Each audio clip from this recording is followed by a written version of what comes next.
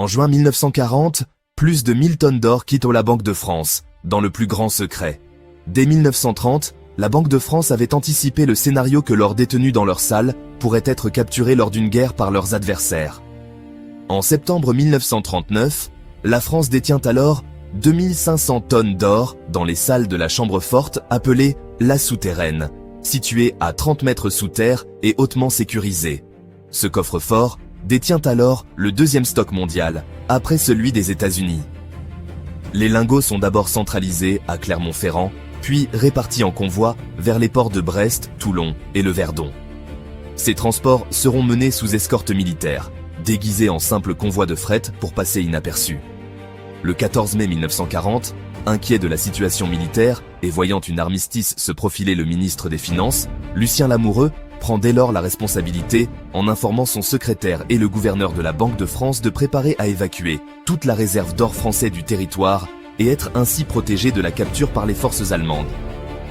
En un mois, c'est un balai infernal. Il y a eu plus de 35 convois de plus de 300 camions traversant la France dans une période où tout pouvait éclater, sur des routes d'exode et de troupes en retraite. Environ 16 000 caisses et sacoches de lingots doivent être chargées à Brest. Les gouverneurs René Gontier et Félix Stiot dirigent l'opération dans des conditions dantesques. Le 11 juin, l'Émile Bertin part de Brest avec 255 tonnes d'or, ce qui fera le plus gros transfert maritime de l'opération.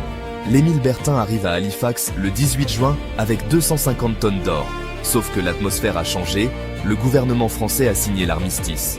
Le capitaine de vaisseau Battet refuse de décharger l'or à Halifax. Sans ordre précis, les Britanniques menacent le croiseur français. Ils pourront repartir que 4 jours plus tard, le 21 juin, en direction du Fort de France, en Martinique, suite à un ordre donné dans un télégramme disant qu'il fallait décharger l'or sur l'île française. Le 24 juin 1940, l'Émile Bertin arrive à Fort-de-France avec son chargement intact et, selon certaines sources, échappe de justesse à la destruction par la marine britannique lors de l'opération Catapulte grâce à l'intervention personnelle du président Roosevelt.